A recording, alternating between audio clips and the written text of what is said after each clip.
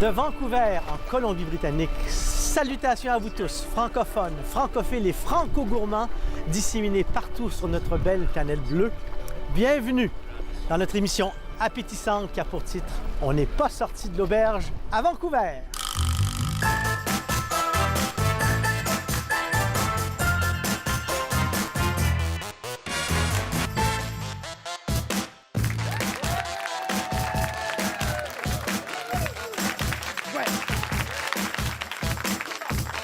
Je m'appelle Francis Redé et je suis particulièrement heureux de vous accueillir pour cette émission consacrée à Vancouver et à la Colombie-Britannique, la province la plus à l'ouest du Canada, qui est bordée tout au long par la côte du Pacifique. Bienvenue à notre émission qui est une émission de radio. Sachez-le, c'est une émission de radio. Oui, c'est une émission qui est diffusée chaque semaine à la radio de Radio-Canada et qui s'intéresse intensément à la chose alimentaire et dont le nom est effectivement « On n'est pas sorti de l'auberge » parce que c'est un sujet infini. Aujourd'hui, exceptionnellement, des caméras captent notre émission pour ce grand tour de la francophonie, ce grand tour du monde. Et on va s'intéresser à Vancouver à travers, je dirais, le prisme d'Épicure, le prisme de Rabelais, le prisme d'Escoffier. On va parler d'alimentation. Mais avant de vous présenter mes convives et ce qu'il y a sur la table, je vais d'abord vous parler un petit peu de la francophonie ici. Sachez que c'est une région qui est à 71 % anglophone. Cela dit, il y a près de 200 ans, on prétend, et je pense que c'est vrai, qu'ici, il y avait une majorité de personnes qui parlaient la langue française, puisqu'il y avait évidemment la traite de fourrure. On évoque même le fait qu'ici, grâce à ce fait français, on a évité de se retrouver, je dirais, arrondi, englobé par l'univers américain, donc on n'est pas devenu un État américain, on est resté francophone. Cela dit, immédiatement après, il y a eu la ruée vers l'or et dès ce moment, la chose francophone a perdu beaucoup je dirais, de présence ici, mais dans une population d'environ 4 500 000 personnes dans la Colombie-Britannique, il y a à peu près 60 000 francophones, 300 000 personnes parlent français et c'est la deuxième région au pays où le taux de croissance de gens qui parlent français est le plus élevé. C'était donc l'esprit francophone de la langue. Et maintenant, allons-y voir avec ce qu'il y a sur la table. Allons-y voir avec les invités. D'abord, je vous présente mes deux complices à chaque semaine à mon émission.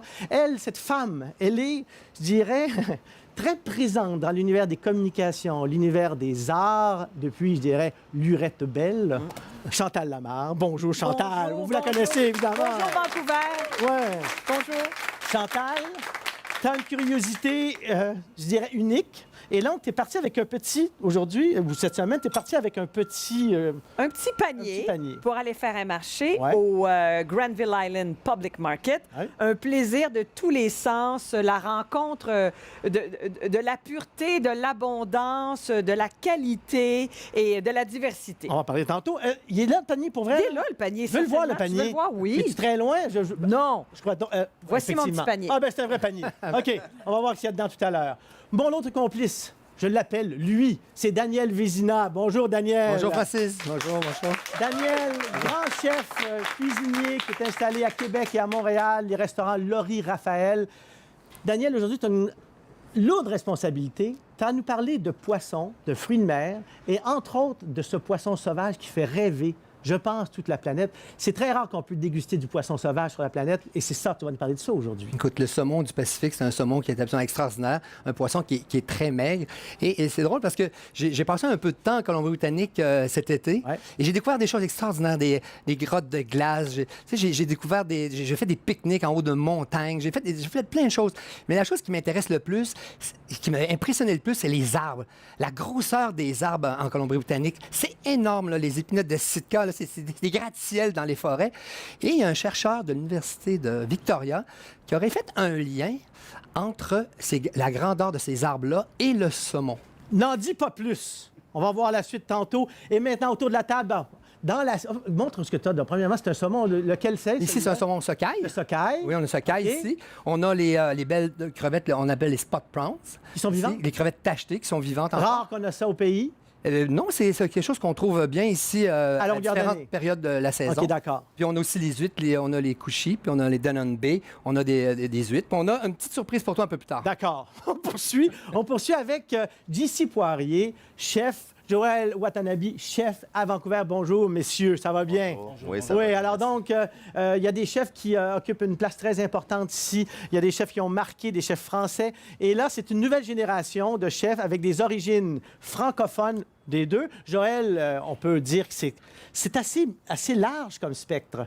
Tu es à la fois canadien-français, Ouais. à la fois corse, Ouais. italien Ouais. et Japonais. Ouais. J.C. Poirier, toi? Québécois. 100% pur. 100% Québécois. pur, hein, d'accord. Alors, deux assiettes qui vous représentent. J.C. Poirier, l'assiette au restaurant que tu sers, qu'est-ce que c'est? On fait beaucoup de charcuterie au restaurant Saint-Lawrence, donc les crotons. Tout le monde commence avec des crotons maison. Ouais. Des pâtés en croûte, des œufs en gelée, des jambons, des choses qui représentent bien la cuisine française. Ah, on en parle tout à l'heure. Joël, cette assiette, qu'est-ce qu'il y a devant qui représente un peu, c'est que le restaurant Kisatanto, peut-être? Oui, c'est un resto japonais-italien. Alors, j'ai fait une petite salade de tomates avec fiore de latte, le fromage frais mozzarella, des melons de chez nous, des concombres japonais, puis une petite sauce amande curry japonais. Bon, ben on arrête l'émission là, puis on va déguster maintenant. C'est ça qu'on a le goût de faire, finalement. Autour de la table aussi, deux vins qui proviennent du vignoble de l'Okanagan, parce qu'on est un grand producteur de vins, pas en volume, mais en qualité ici, en Colombie-Britannique. Séverine Pinte, du vignoble Le Vieux Pin, bonjour. Bonjour. Bonjour, merci de se déplacer, parce qu'on est vraiment en période de vendange, là-bas. Ah oui, on a commencé depuis le 31 août. On a commencé à vendanger. On a fait des sauvignons blancs, des muscats. Et aujourd'hui, ils travaillent, ils font du merlot. Donc, Puis tu es ici avec nous. Et je suis ici. Incroyable. On s'en parle tout à l'heure. Et Vancouver, c'est aussi inévitablement l'Asie. Raymond Lins, bonjour. Bonjour. Raymond, tu vas nous amener faire découvrir un marché qui est dans la ville de Vancouver, un marché de nuit qui représente peut-être la folie asiatique dans le sens positif du terme, parce qu'il y a beaucoup de créativité culinaire là-bas.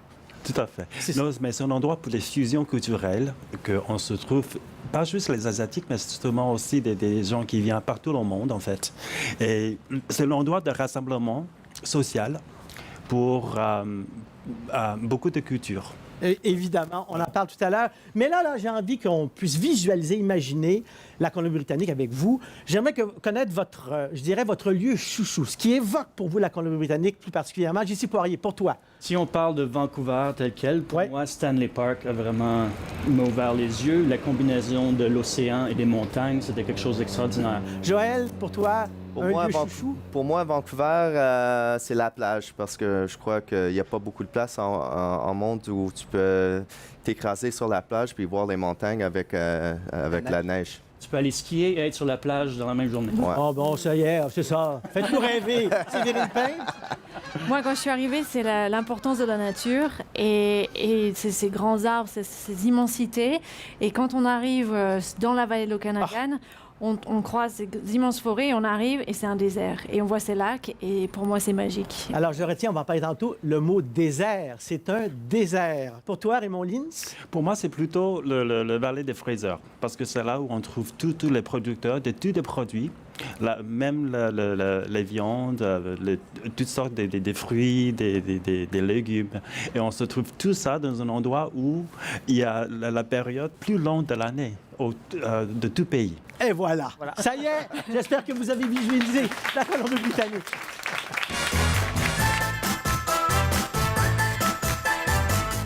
Si vous séjournez à Vancouver, vous allez avoir envie de déguster à travers les tables, à travers l'art culinaire. Il y a des grands chefs ici. Il y en a un qui s'appelle David Hawksworth, qui marque présentement la scène culinaire.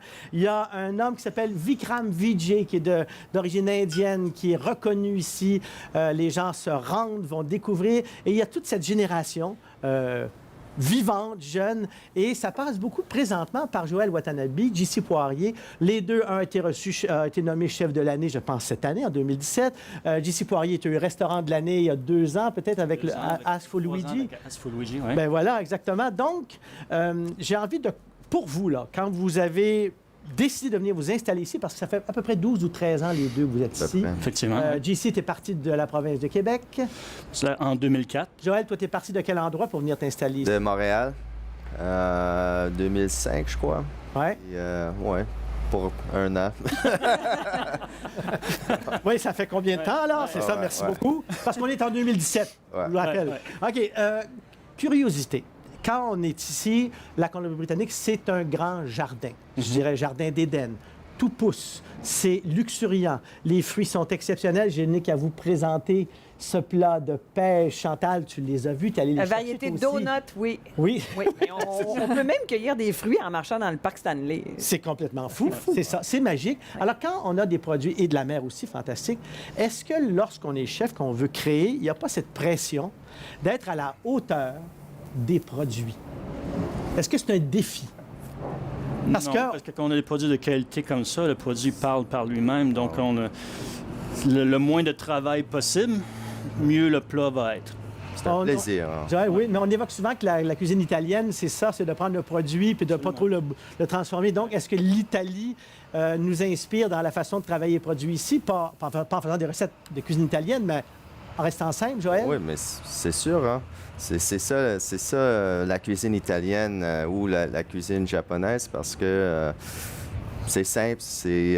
C'est une cuisine de produits. Oui, c'est ça. Le produit, c'est la même philosophie. Ouais. Et de là pourquoi le restaurant Joël italien, japonais, tu sais, on fait le saut, on dit, oh mon Dieu, c'est quoi cet accord-là? Mais ça fait du sens. Le restaurant Kissa Tanto, et j'ai lu que le mot fusion, ça ne t'aime pas ça. Non, C'est pas de la cuisine fusion italienne-japonaise.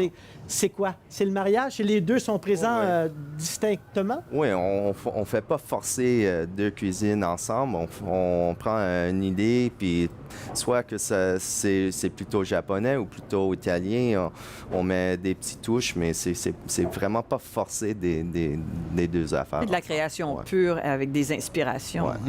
Est-ce que les chefs ici ont une reconnaissance à la base de la part de la population ou il y a encore un travail à faire pour cette reconnaissance-là?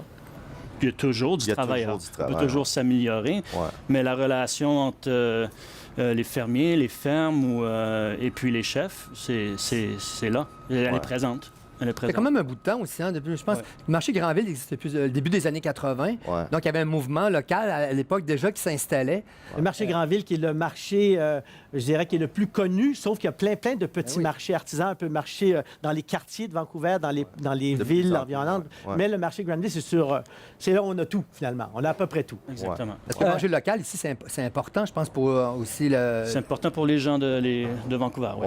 Ouais. JC Poirier, tu viens d'ouvrir un restaurant qui s'appelle le St. Lawrence, Oui. qui pourrait s'appeler le Saint-Laurent. Ouais. Ça évoque le fleuve Saint-Laurent qui est Exactement. à l'est du pays. Ta cuisine, l'esprit, la tradition francophone, tu l'as maintenant installée dans ce restaurant-là. Oui, j'ai la cuisine française, c'est un peu un retour aux sources pour moi. J'ai d'autres restaurants, mais j'ai un restaurant italien. J'aime beaucoup la cuisine italienne, j'aime beaucoup la cuisine japonaise, mais je suis canadien-français. Donc, je reviens aux sources et représenter la cuisine française comme il se faisait il y a 50 ans, les choses qui sont un peu plus techniques, les pâtés, les sauces dans les plats, un peu que je trouve que les jeunes chefs ont un peu oublié ça. Les bases les sont bases, beaucoup là. presque Les bases, complètement. ouais, les bases sont beaucoup là. Ouais. Puis, Il non, n'y a plus de base. Puis la cuisine française, ce que je trouve extraordinaire, c'est une école du goût. Dans le sens où tu suis une recette de A à Z, puis il faut que ça goûte ça à la fin.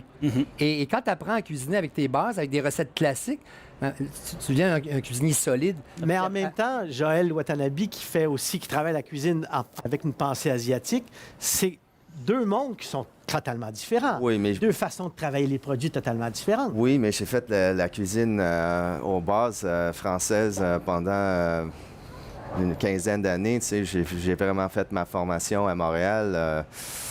Alors, À quel endroit? Tout partout. Hein. 15 ans, 15 restaurants. Et donc, si on va à ton restaurant, on va vraiment pressentir, on va pouvoir percevoir ce que tu es dans la globalité, tout le passé. Je crois que oui, ouais. Moi, je trouve personnellement que ça vient surtout du chef. Donc, tu sais, quand on goûte un plat, on sait que c'est Joël. Et j'espère que si on goûte un plat, on sait que c'est JC. Ouais. Alors, JC Poirier, Joël Watanabe, Joël du restaurant Kisatanto et l'autre restaurant qui est de là depuis 2010, je pense. Bao Bay. Et toi, JC, évidemment, le St. Lawrence et l'autre restaurant, le Ask for Luigi. Et là, j'ose le dire, j'ai déjà goûté ces cuisines au Ask for Luigi. Les pâtes, je me lève. Incroyable. Voilà. Merci beaucoup, les gars. Merci beaucoup. Bien gentil. Merci. Merci. Merci.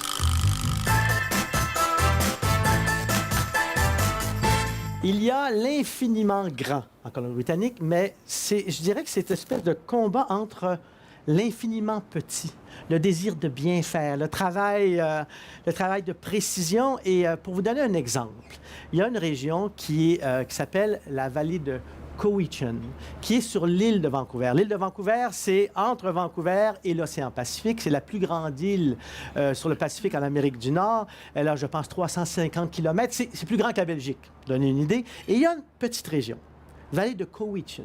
Et là, des petits producteurs, avec cet esprit slow food, mise en valeur du produit, du respect du producteur, le désir de bien faire, l'entraide, le sens communautaire.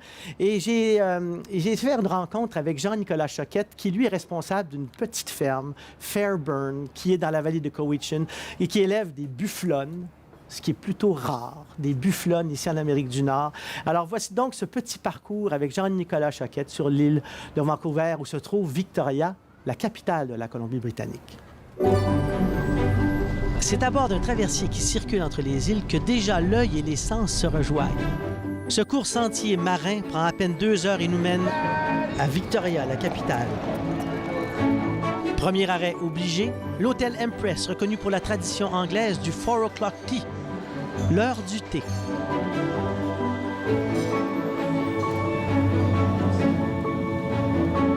Je poursuis ma route vers la vallée de Cowichan, ébloui par une végétation luxuriante, démesurée, si luxuriante que l'emblème du Canada, la feuille d'érable, prend ici des proportions surprenantes. Pour enfin arriver à Duncan, la ville des totems, le territoire de la nation Cowichan, d'où le nom de la vallée. Et c'est là que se trouve la ferme Fairburn, où m'a accueilli Jean-Nicolas Choquette. Jean-Nicolas Choquette, j'ai entendu dire que la vallée de Cowichan, c'est un peu la Provence du Canada. Est-ce que ça tient la route? Ça tient la route. Ça tient la route. Ouais? Oui. Là, j'ai fouiné rapidement et petit détail qui me donne à croire, qui laisse croire que peut-être qu'il y a un petit côté petite Provence. Oui. C'est voulu, c'est pour en faire de la publicité, pour dire qu'il y a quelque chose qui ressemble vraiment à la Provence où on met le nez dedans. En fait, c'est une plante qui pousse très bien ici. C'est vrai? La lavande adore la vallée. La chaleur, les thés secs. Puis l'autre aspect, qui là, écoute, j'ai l'impression vraiment d'être là, mais c'est incroyable, ça fait rêver. C'est un figuier. Oui, un figuier, oui. Et il y a plein de figues. Et lorsqu'on regarde ces vallées, ces espaces incroyables avec la montagne au loin, ça sent aussi la Provence. Ton épouse, ton fils, est-ce qu'eux ont embarqué dans l'aventure? C'était un choix personnel, ma femme et moi. Ouais. Puis Victor, lui, est né et a grandi là-dedans. Il est responsable Victor s'occupe des à 15 ans? Oui. Il s'occupe des veaux, nourrir les veaux, il fait la traite plusieurs fois par semaine. On élève la bufflonne. Alors, ils ont importé un troupeau de l'Europe, de la Bulgarie. Qu'est-ce que ça veut dire, Cowichan? Cowichan, ça vient du langage autochtone et ça veut dire la vallée du soleil. Il fait plus chaud ici qu'à Vancouver? Il fait plus chaud ici qu'à Vancouver. C'est plusieurs degrés plus élevé parce qu'on n'a pas l'effet de la mer. Il y a des endroits que je veux découvrir avec toi dans la vallée de Cowichan. Allons nous promener. Jean-Nicolas, on est dans un lieu qui met en lumière clairement tout l'aspect communautaire de la vallée de Cowichan. Oui, ils ont vraiment construit ici quelque chose pour permettre aux gens de pouvoir avoir accès à l'agriculture, donc des petits allotements que chacun peut avoir son propre jardin. Et là, tu as la possibilité de faire pousser ce que tu veux. Alors, les tomates, c'est clair. J'ai vu la tomate noire. Oui, C'est intéressant. Fantastique. Oui. Des gens peuvent travailler ici ayant pas nécessairement toutes les habiletés de la vie, et tout est fait pour qu'ils puissent vivre en harmonie ici. En harmonie, se sentir en sécurité et se sentir inclus et utile. La vallée de Cowichan, est-ce qu'on peut peut-être dire que c'est le seul endroit au Canada, ou presque le seul endroit, où on peut imaginer cultiver des choses 12 mois par année? C'est l'impression que j'ai parce que la température est plus constante à l'année. La région est aussi une région viticole. Oui.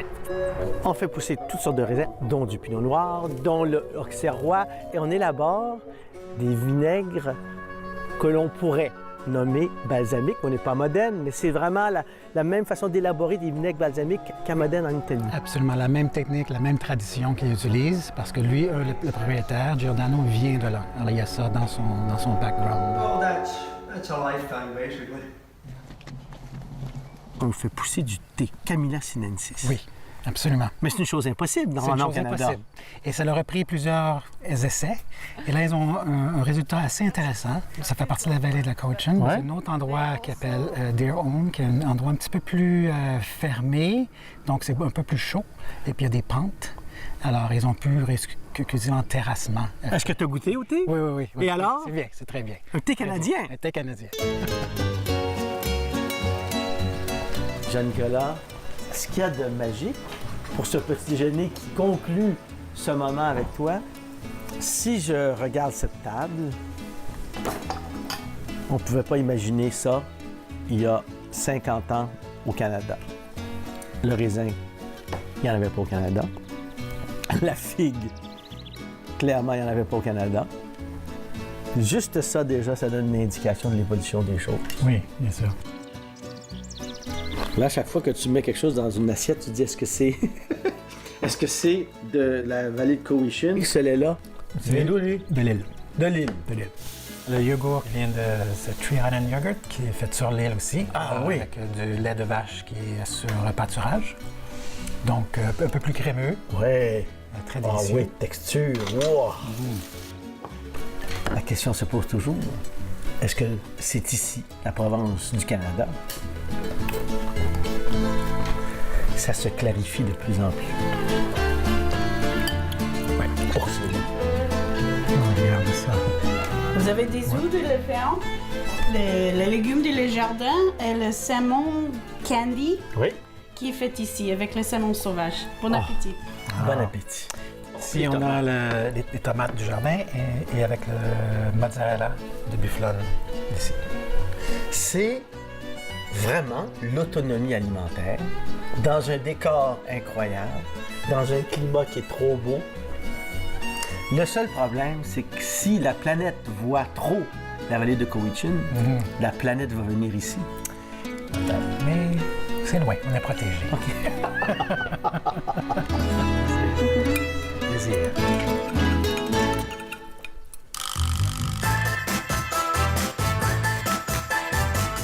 Dans cette petite ferme, cette petit vignoble de Venturi Sulce, il y a ceci.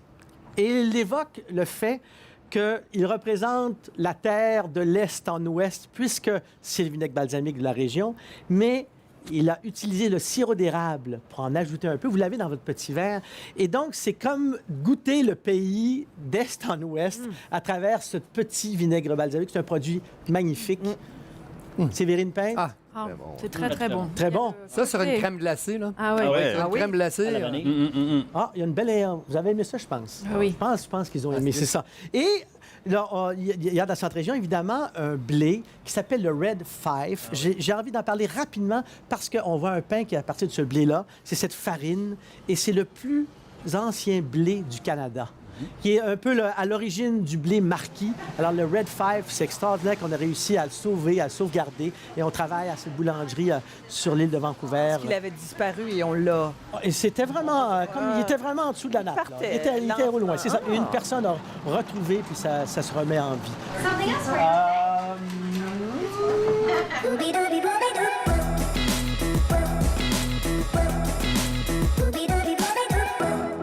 On On poursuit avec Chantal Lamarre. Chantal qui est allée au marché Granville, est allée se promener. C'est un grand défi qu'on t'a donné parce qu'il y a beaucoup de produits. Sortie d'exception, grand bonheur. Voilà, je vous présente panier. le contenu de mon petit panier. Notre chaperon, oui, Lamarre. C'était moi le petit chaperon. Bon, tout d'abord, là, parce que ça a été servi un peu devant vous. Oui. Vous allez avoir ici une dégustation du fameux Granville Island, le Junmai Nama Genshu, le saké produit ici, le premier saké qu'on produit ici.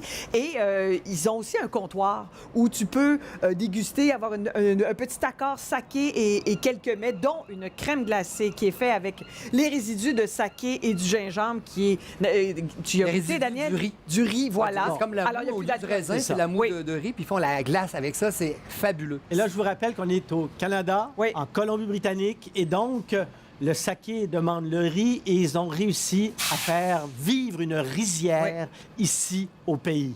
Alors, ça Quand même. Un saké très doux. Je crois que celui-là, avec l'étiquette noire, est celui qui convient mieux au mariage avec les viandes, mais ils ont même une méthode champenoise. Ils ont un saké pétillant. Très doux. Alors, c'est très doux. Ça Je vois très bien bien, ici, Daniel. là. Très bien. Alors, ce On saké, poursuit. oui, voilà. Avec le riz. Le Ben riz oui. produit ici. C'est le BC Rice. Et c'est ça. On y est presque. On a réussi à cultiver le riz. C'est quand même ici. merveilleux. C'est merveilleux. Et c'est étonnant. Ils ont plusieurs variétés de riz. Voilà. Et quand on sait tout le travail, hein, Chantal, tout le travail que ça prend pour faire du riz, là, Ouais. c'est exceptionnel. là. Ouais. Et il fallait avoir une vision et être poète aussi, je trouve, en même temps. Clairement.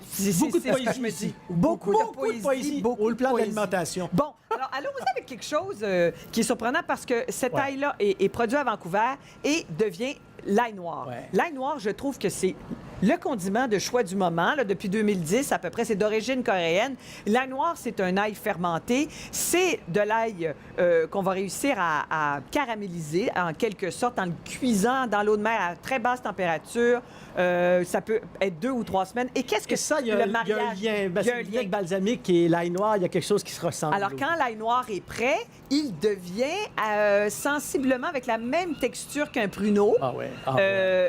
Et dégage une odeur. Alors, qu'est-ce qu'on va retrouver là-dedans? L'umami, un peu, c'est ça, de licorice, un oui, fond la de réglisse réglisse, et de vinaigre balsamique. Maintenant, ben, il y a des chefs à table, parce que moi, j'y goûte. On peut le manger comme ça sur du pain. En plus, c'est un alicament de choix. C'est plein de vertus. Mais moi, il me reste à savoir comment je l'utiliserais, moi, là, en néophyte. Qu'est-ce que je Joël, pourrais cuisiner Guy Poirier? facilement avec ça? Tu peux faire n'importe quoi avec, faire des sauces, de la Smoothie? soupe. Dans les sauces, dans les vinaigrettes, on peut... Ça donne vraiment faire un goût des tapenades particulier. avec hein. ça, oui. C'est vraiment très particulier, c'est très savoureux. Ouais. Dans les Et- sauces, c'est Mais magnifique. l'important, C'est je très pense, c'est de ne bon, pas le faire cuire après. Je pense qu'il ne faut pas qu'il soit chauffé trop. OK. Regardez les J'irais saveurs. même jusqu'à le mettre dans un tartare de bœuf. Ça y est. En Oh oui. petits morceaux, Oui, en petite quantité, en bien petite sûr. quantité. Tu Dans peux faire une crème avec assez facilement hein, quand tu l'écrases. Ouais, là. ouais, ouais. Il vient en crème assez rapidement, puis tu l'incorpores à tes vinaigrettes, à tes sauces. Ouais.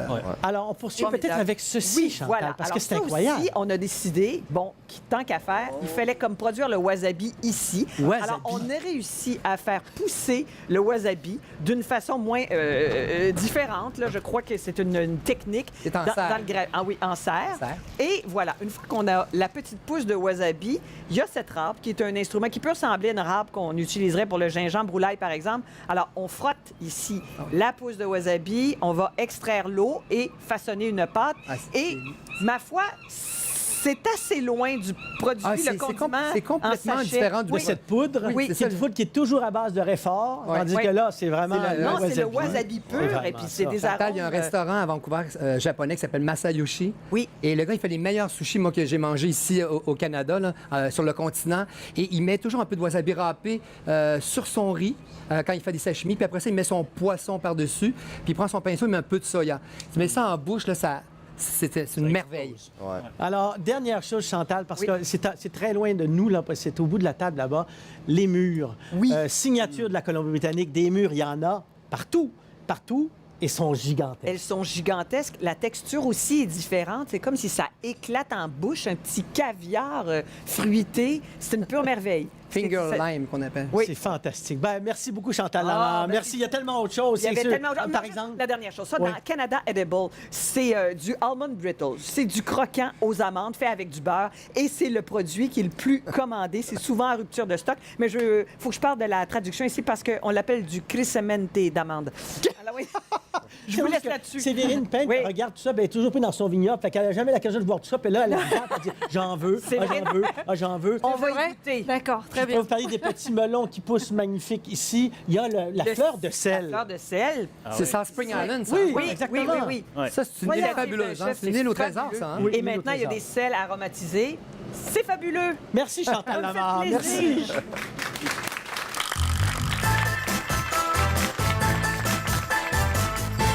5 heures de route pour se rendre dans la vallée de l'Okanagan. L'Okanagan, c'est un lac, le lac Okanagan, qui a environ plus que 100 km de long, très profond. Autour de ce lac, ce sont des coteaux. Si on pense au Languedoc, il y a les coteaux du Languedoc. Ce sont des coteaux qui font le pourtour de ce lac. Et c'est une région fantastique. Les gens de Vancouver veulent toujours s'y rendre. Avant, c'était beaucoup pour les fruits, les pêches, les nectarines, tous ces fruits à noyaux. Maintenant, c'est le vin. Séverine Payne, du domaine du vignoble du Vieux Pin. Tu élabores ces vins. Qu'est-ce qu'il y a de magique et de particulier dans cette vallée de l'Okanagan, outre son lac? Alors, l'Okanagan, c'est une vallée qui est orientée donc nord-sud, très étroite. Et la première fois que j'ai quitté la France pour venir dans l'Okanagan, on m'a dit tu vas arrêter de faire du vin. Et je dis bah non, je continue. Je dis bah non, il n'y a pas de vin au Canada. Si. Et en fait, c'est une vallée c'est un désert, donc il fait très chaud. Mais grâce au lac, on peut irriguer. Et grâce à l'irrigation, on arrive à créer un climat favorable à la culture de la vigne. Et avec les événements géologiques qui ont eu lieu au travers des années, on a des terroirs magnifiques qui sont complètement différents du nord au sud. Et on arrive à avoir des typicités complètement différentes et des expressions de cépages avec de la fleur, des tanins très structurés ou alors plus soyeux. Et vraiment, on arrive à un peu comme on a une palette comme un peintre avec différentes couleurs. Et moi, je suis la même chose dans la cave avec tous mes arômes et essayer de faire des assemblages. Et c'est quelque chose de fabuleux. Alors, je vous invite à goûter. Choisissez le blanc ou le rouge que vous voulez pour que je puisse continuer. Moi, Séverine, tu as évoqué le mot désert. C'est vraiment considéré comme étant un désert. Ah oui, là, on n'a pas eu de pluie depuis le mois de mai et on a eu 3 gouttes dans l'Okanagan avant-hier. Donc vraiment, s'il n'y avait pas l'irrigation, on ne pourrait pas faire pousser la vigne, à part certains endroits, mais c'est vraiment anecdotique. Et donc, je rejoins un peu ce sentiment d'avoir des produits frais, des produits de qualité, parce qu'en fait, dans l'Okanagan, c'est ce qu'on recherche le plus. Si on n'a pas de bons raisins, on ne pourra pas faire de bons vins. Clairement. Et avec le climat qu'on a, et alors donc c'est un challenge parce que chaque année le climat est différent, les années se ressemblent. Ça fait 7 ans que je fais du vin là-bas et on n'a jamais eu la même année. Mais on arrive en adaptant les techniques culturelles, en adaptant plus ou moins des feuillages et des expositions des baies et tout ça, on arrive à obtenir chaque année quelque chose d'unique et par exemple, là, vous avez dans le blanc, donc c'est l'assemblage de Viognier, Roussanne, Marsanne. Ouais. Ça s'appelle Ava. Alors, cépage encore qu'on en reconnaît bien, le Viognier, on est dans les Côtes-du-Rhône. Voilà, c'est ça. Donc, qui serait le Condrieu si c'était un vin français. Alors, on fait pousser Roussanne, Marsanne aussi, on est dans le sud de la France. Voilà, donc en fait, on est dans le sud de l'Okanagan. Donc, on est vraiment là, les raisins, ils poussent à peu près à 20 km de la frontière, de la frontière sud, donc avec les États-Unis. C'est au Soyuz qui est là, hein? Voilà, au Soyuz Oliver. Voilà, c'est ça. Ouais. Et donc, moi, c'est la caractéristique qui ressort grâce à ce côté, ce terroir de sable un petit peu. On a vraiment toujours eu un côté très élégant. Parfois, le Viognier, dans les Côtes-du-Rhône sud, des fois, c'est un peu lourd. C'est très bon, mais c'est un petit peu lourd. Là, ici, on arrive à avoir quelque chose de très élégant, souple, de féminin, de souplesse, floral. Avec une bonne longueur en bouche, un bon volume.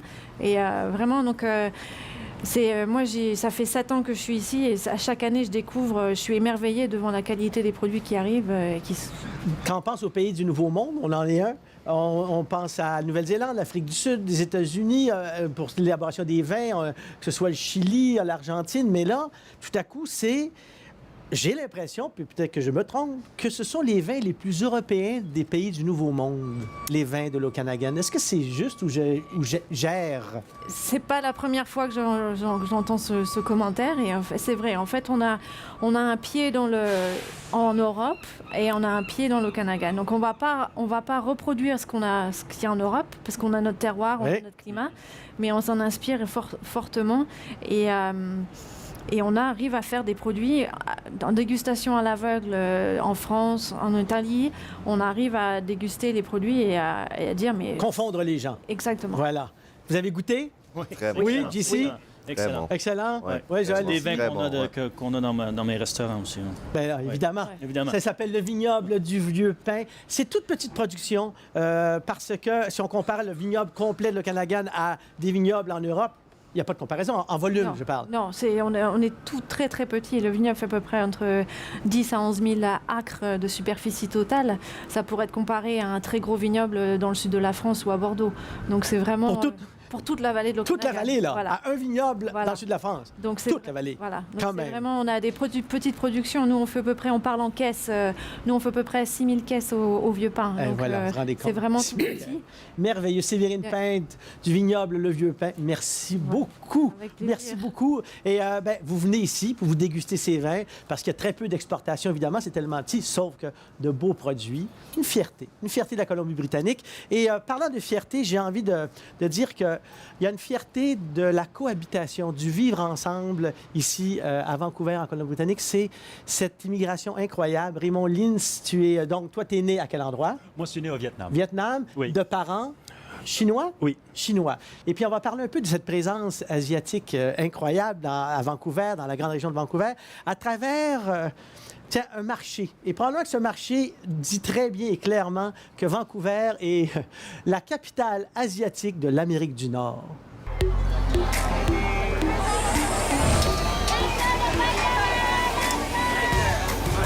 Chanceux je suis parce que pour me promener dans ce marché de Richmond, là, j'ai un citoyen de Vancouver, Raymond Lins, qui est avec moi. Toi, tu connais ça comme le fond de ta poche?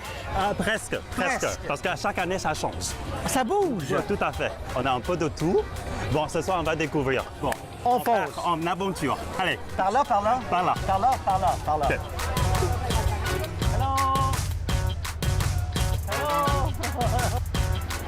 Raymond, il y a plus d'une centaine de kiosques. Quel est le premier arrêt? Oh, on va arrêter dans un endroit où je pense qu'il y a une fusion de l'Asie, mais aussi de Moyen-Orient. C'est pas de la fusion, là, c'est de la confusion, là. Tout à fait, c'est un peu de ça, un peu de ça. Ben là, évidemment, on n'est pas en Asie avec le shawarma, là. Mais le Tepan, oui. Tepan, oui. OK, d'accord. On va commencer par celui-là, au milieu, parce que c'est le plus loin de l'Asie de l'Est. D'accord. Au Moyen-Orient. Ça va être compliqué, ce voyage, à travers les 100 quelques kiosques. Le tomate. De l'algue. C'est comme une omelette. Du chou. Oui. Et le kimchi. Le kimchi. Allez, bon courage. Non, avec plaisir. Vive la confusion. On poursuit. Yay! Alors, c'est comme une plaque à crêpes, mais réfrigérée. Il rajoute des fruits, il rajoute des sirops. Et une fois que c'est bien gelé, ils vont prendre le grattoir. Ils vont pouvoir faire des rouleaux. 50% de la population, au moins, est asiatique. Oui.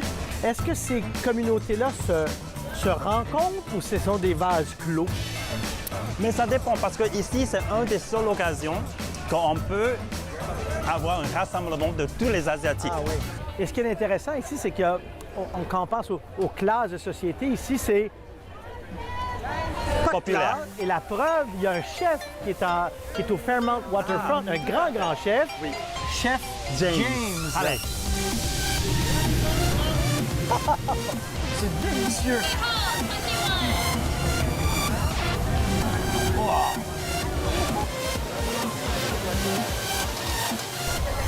Stinky tofu.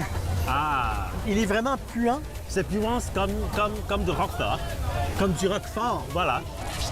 C'est pas agréable au départ, Non. mais ça se mange très bien. OK, là, on change d'univers un peu. En réalité, on est dans le même Là, univers. c'est au Japon. C'est ça. Ah, OK, bon voyage.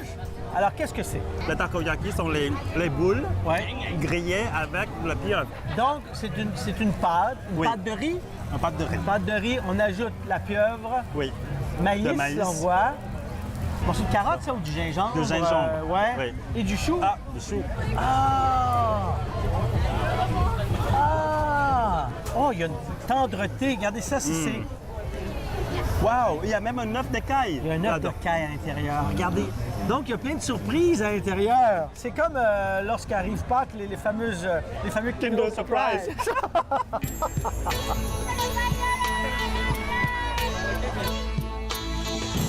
Mango. Yeah, please. Oh, great. OK. On dépose les crevettes, la bonite, et tout à coup, tout s'écrase dans la plaquette. C'est fantastique.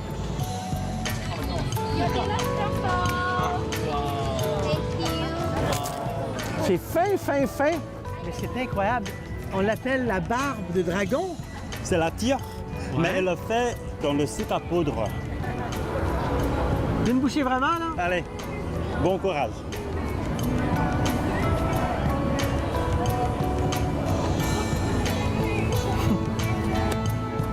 C'est du sucre. Faut pas éternuer.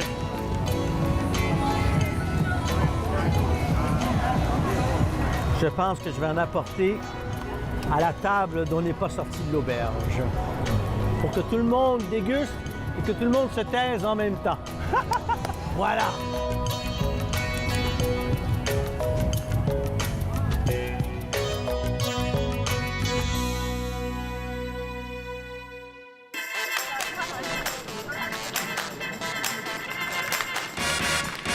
C'est de la barbe de dragon. Alors, allez-y. Comme ça, je vais être sûr que vous ne parlerez pas dans les prochaines secondes pour que je puisse aller rejoindre Daniel Vézina.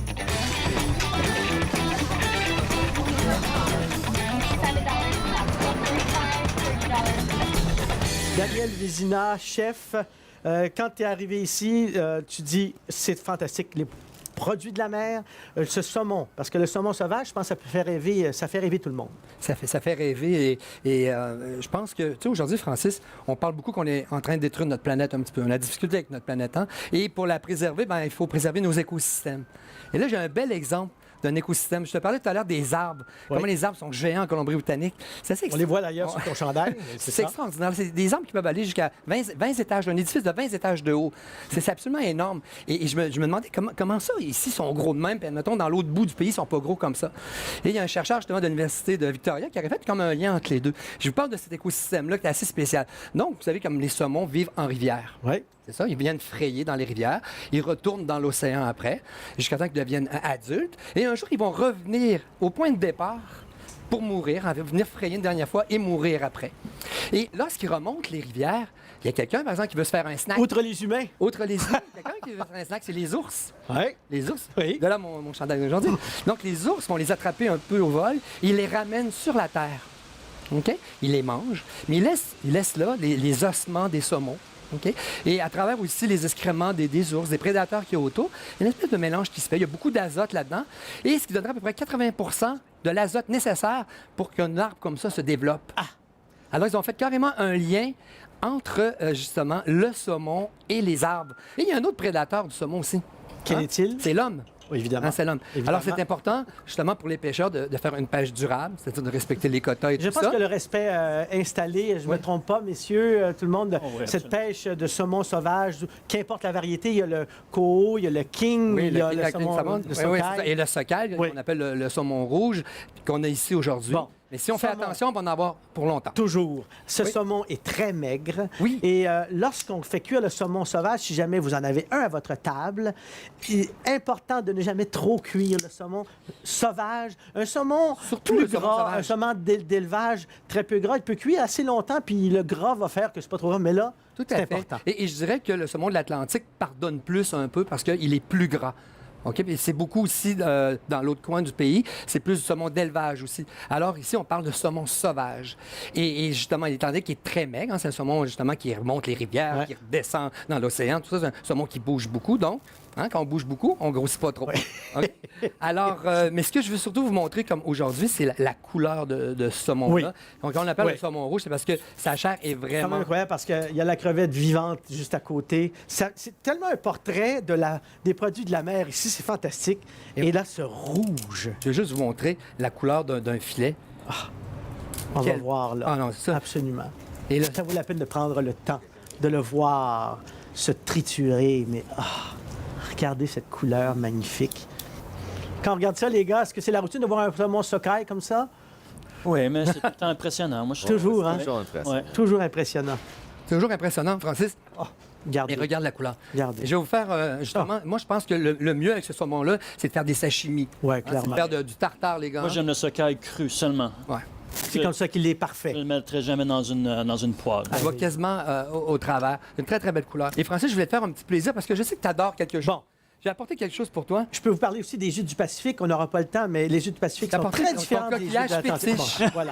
Donc, coquillage OK. fétiche, OK. qui est la palourde royale. Bon, sachez que la palourde royale, si vous êtes curieux, partout sur la planète, vous irez voir Francis Redé, moi l'animateur, et la palourde royale, vous allez comprendre. J'ai compris comment ça se travaille, triture, et surtout que c'est un mollusque excessivement important ici, Qui en vient Colombie-Britannique, d'ici, de la qui vient Colombie-Britannique, d'ici. des côtes de la Colombie. Ça peut vivre jusqu'à 100 ans. C'est difficile à pêcher et c'est très rentable pour les pêcheurs. Il y a très peu de permis, mais la palourde royale est un... C'est différent. Tiens, c'est différent. Non, mais c'est vraiment très, très, Oui, c'est vraiment très bon. c'est très On la bon. sert ici beaucoup en sashimi, Ouais. c'est-à-dire tranché très, très mince. Voilà. On Et a- c'est sucré. oui, C'est très bon. Merci, c'est très bon. Daniel Vézina. C'est un grand plaisir. Merci beaucoup. Merci. Continue de travailler. Oui, oui, voilà. oui, je fais un Continue, petit tartare. continue, c'est ça.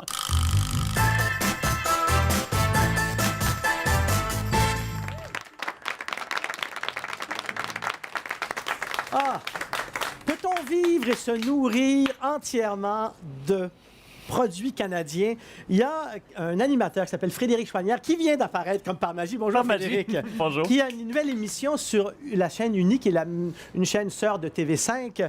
Et Frédéric, tu as essayé pendant 1 an de vivre avec des produits canadiens sans rien manger d'autre, là. Sans rien Parce manger que c'est d'autre. pas juste manger. Non, non, donc tout dans ma vie, Ouais. ma vie matérielle a recommencé à zéro et tout dans ma vie, les vêtements, les meubles, les appareils, les amis aussi, tout devait être fait au Canada et ça incluait évidemment l'alimentation. Cette série est en ondes déjà maintenant. Oui, C'est sur 4 Unique semaines TV. pour les 4 saisons.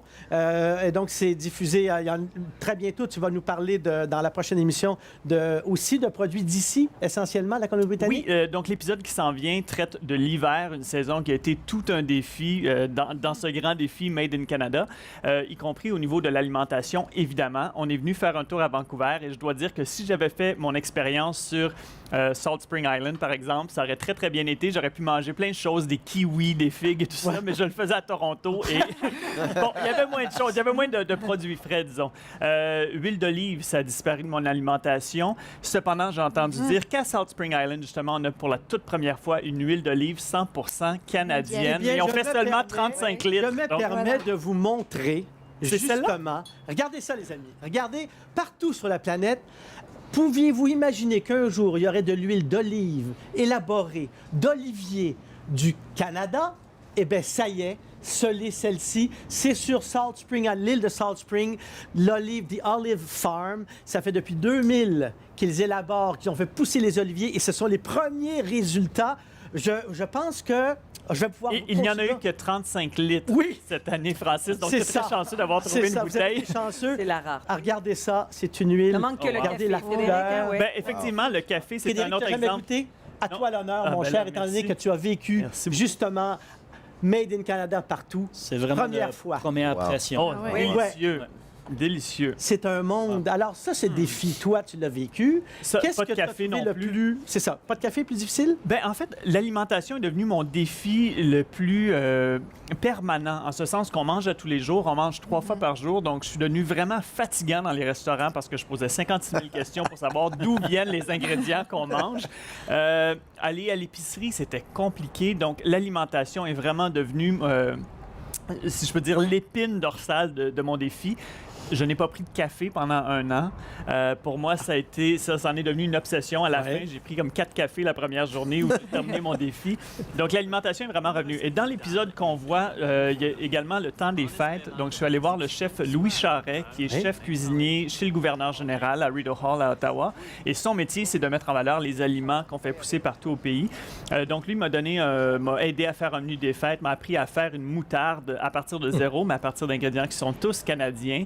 Et on est venu également ici à Vancouver. J'ai goûté ce riz. Et le saké. En fait, bon, le saké, oui, ça allait, mais l'alcool fait au Canada, il y en a quand même plein. Mais du riz blanc qu'on fait pousser ici, ça avait disparu de ma diète.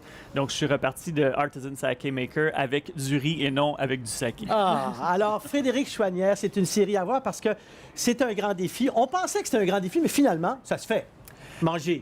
Manger, oui, mais c'est très difficile en fait. Et j'aborderais aussi toute la question de l'étiquetage comme consommateur. Quand on va à l'épicerie, produit fait au Canada, produit au Canada, tout ça, c'est une situation... C'est souvent énigmatique. Oui, faites le test quand vous faites votre marché, allez voir.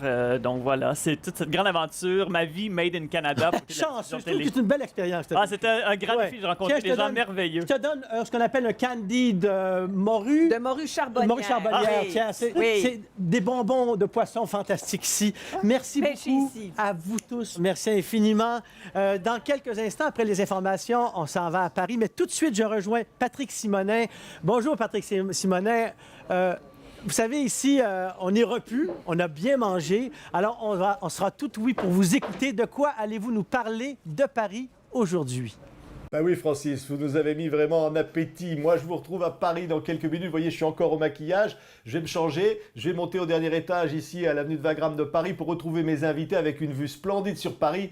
Des invités, on va parler culture, on va parler livres, on va parler francophonie. Ça va être extraordinaire. Et il y aura même une partie musicale. Je vous laisse la surprise. À tout à l'heure. Merci, Francis.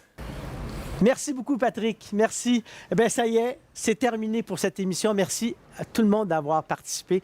Très apprécié, très apprécié. Alors, pour vous qui êtes partout au pays, partout sur le reste de la planète, je vous dis au revoir. Je dis bravo. Je salue la francophonie sur la planète. Je pense qu'on est heureux de pouvoir se parler de temps en temps. Alors, salutations. Ici Francis Redé. Et comme on dit au Québec et au Canada, salut!